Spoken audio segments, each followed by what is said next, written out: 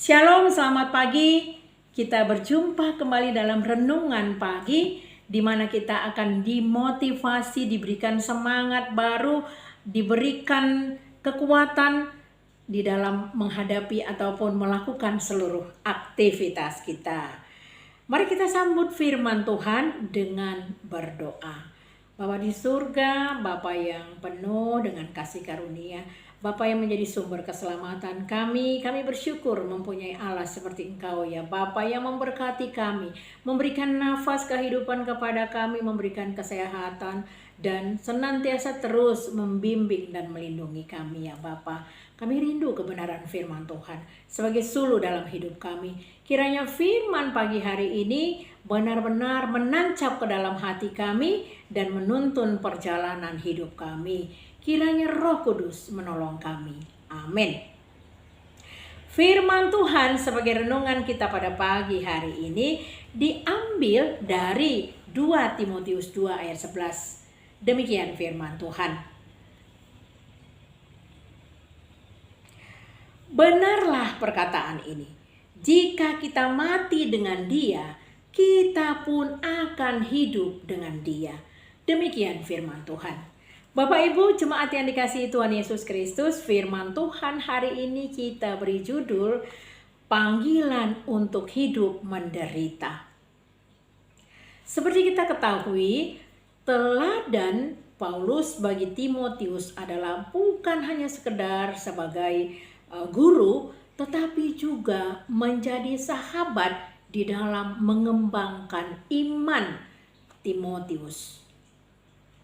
Lalu teladan Timotius bagi Paulus adalah di usia yang sangat muda, 15 tahun, Timotius sudah memilih untuk menjadi pengikut Kristus.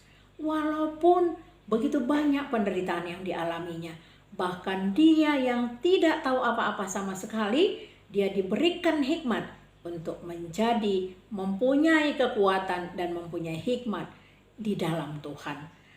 Memberitakan firman Tuhan adalah tugas utama dari Timotius. Demikian juga dengan kita, setiap orang yang percaya. Timotius belajar firman Tuhan dari neneknya yang bernama Lois dan dari ibunya yang bernama Eunike. Saudaraku, Timotius sekarang adalah menjadi motivator bagi kaum muda dalam menjalankan tugas pelayanannya. Walaupun dia masih muda, tetapi dia dipakai Tuhan sangat luar biasa untuk terus melayani Tuhan. Bahkan dalam keadaan sakit sekalipun dia tetap setia melayani Tuhan.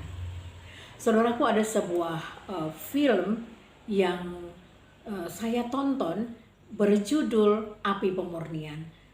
Seorang ibu yang memutuskan untuk menjadi pengikut Kristus di tengah-tengah negara komunis yang ada di Tiongkok. Dia ditangkap oleh tentara komunis dan dia diinterogasi dan dia disiksa. Bahkan dia tidak diperbolehkan pulang. Dia dipenjara bersama dengan orang-orang yang percaya, yang memilih untuk menjadi pengikut Kristus. Mereka tidak lagi mengalami kebebasan. Mereka tidak lagi mengalami kedekatan dengan keluarga. Mereka tidak bisa bertemu dengan orang-orang yang mereka kasihi. Mereka dipenjara dan di dalam penjara mereka disiksa. Mereka diminta untuk mengaku bahwa mereka adalah penganut komunis. Namun di dalam begitu banyak penderitaan yang mereka alami, mereka tetap setia kepada Tuhan. Mereka mencuri-curi untuk mendapatkan membaca Alkitab.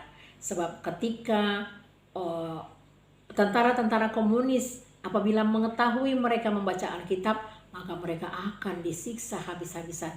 Bahkan mereka sampai tidak diberi makan, mereka kelaparan. Namun di antara mereka saling menguatkan. Mereka bergandengan tangan terus memohon pertolongan Tuhan.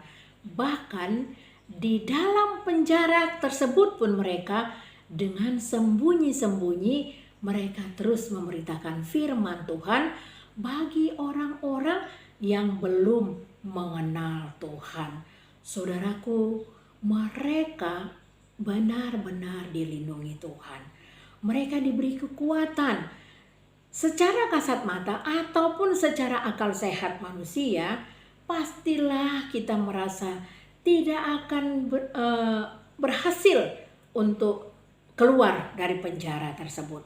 Dan secara akal sehat tentunya kita merasa tidak ada artinya untuk memilih Tuhan menjadi juru selamat kita. Namun bagi orang-orang yang sudah setia kepada Tuhan, mereka tidak takut di penjara.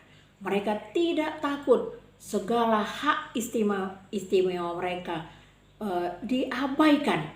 Mereka sudah tidak lagi menjadi manusia di tengah-tengah orang-orang yang membenci pengikut Kristus.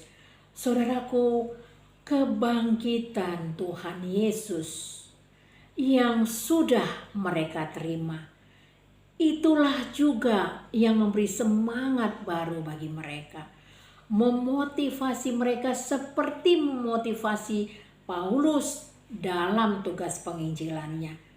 Demikian juga Paulus juga menderita. Paulus juga ketika memberitakan firman Tuhan, tidak ada ruang yang nyaman bagi dia. Dia dipenjara, dia disiksa, bahkan bahaya maut terus-menerus menghampiri dia. Saudaraku, atas segala penderitaan Paulus, dia ingin agar setiap kita menjadi panutan bagi orang-orang lain. Seperti itu juga dia menginginkan kepada Timotius untuk menjadi panutan di dalam pelayanannya agar tetap menjadi pelayan yang setia kepada Tuhan Yesus. Saudaraku, ketika Paulus mengingatkan Timotius agar tidak takut menderita, bahkan kalau harus mati karena pelayanan memberitakan firman Tuhan, sebab dikatakan jika kita mati dengan dia, kita pun akan hidup bersama-sama dengan dia. Sebaliknya, jika kita menyangkal dia, maka dia pun akan menyangkal kita.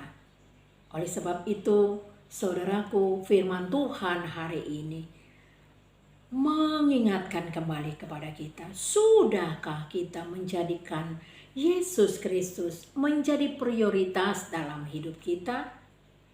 Firman Tuhan mengingatkan kita agar kita selalu mengingat betapa kebaikan Yesus di kayu salib. Darahnya yang sudah menyelamatkan kita, dia mati dan bangkit dari kubur. Itu menandakan bahwa Yesus adalah benar-benar Allah. Dia naik ke surga. Kebangkitannya menjadi kemenangan bagi kita semua orang-orang yang percaya. Yesus Kristus memotivasi kita untuk lebih mengasihi Tuhan Allah, lebih mengasihi Tuhan Yesus Kristus, menjadikan Yesus yang terpenting dalam hidup kita. Karena semuanya yang ada di dalam dunia ini akan hilang dan akan lenyap sia-sia. Namun iman percaya kita menyatakan bahwa Yesus Kristus satu-satunya keselamatan kita, itulah yang akan menyelamatkan kita nantinya. Saudaraku, dalam rangka memperingati hari kenaikan Tuhan Yesus Kristus di hari Kamis yang akan datang, kita semakin mengasah iman kita. Mungkin penderitaan kita tidak seberapa dibandingkan penderitaan Paulus, Timotius, bahkan orang-orang percaya yang ada di Tiongkok yang memilih menjadi pengikut Yesus Kristus. Namun saudaraku, kita harus tetap setia, menginjili, memberitakan kabar baik. Mungkin tidak semua orang akan menerima, bahkan menolak, mungkin mencibir kita. Namun tetaplah kita menjadi pengikut Kristus yang setia dan memberitakan Injil kepada setiap orang agar kita bisa menjadi teladan bagi setiap orang. Mungkin banyak kesulitan dan pergumulan kita namun kita harus melihat ke depan. Kita harus melihat masa depan kehidupan kita, bukan yang sekarang. Oleh karena itu saudaraku, mari kita terus berjalan bersama dengan Tuhan. Selamat menjadi laskar Kristus. Mari kita jadikan menginjili sebagai gaya hidup kita. Amin. Kita berdoa. Terima kasih ya Bapa untuk firman Tuhan pagi hari ini. Kiranya firman ini benar-benar Tuhan menancap di dalam hati kami ya Bapa, bahwa kehidupan kami adalah menginjili. Kehidupan kami harus mengabarkan kabar baik yang sudah kami terima dan kami bagi-bagikan kepada setiap orang. Sehingga tugas kami Tuhan, kami jalankan dengan komitmen dan kami tetap setia kepada Tuhan seperti Tuhan yang sudah setia kepada kami. Terima kasih ya Bapa, Engkau memberkati gerejamu, Engkau memberkati seluruh hamba-hamba Tuhan, Engkau memberkati seluruh jemaatmu, memberkati bangsa kami Indonesia, memberkati presiden kami dan seluruh jajaran pemerintah, memberkati seluruh rakyat Indonesia. Berilah kepada kami kesejahteraan ya Bapa. Yang sakit Tuhan sembuhkan, yang berduka Tuhan hibur, yang begitu banyak persoalan hidup, Engkaulah solusinya ya Bapa. Terima kasih ya Bapa, kami menyerahkan doa kami ke dalam tangan Tuhan. Ampuni segala dosa dan pelanggaran kami, agar kami layak menerima berkat Tuhan. Di dalam nama anak-Mu Tuhan Yesus Kristus kami berdoa. Kasih karunia dari Tuhan Yesus Kristus, kasih dari Allah Bapa, dan persekutuan dari Roh Kudus kiranya memberkati kita sekalian. Amin. Selamat beraktivitas, Tuhan Yesus memberkati.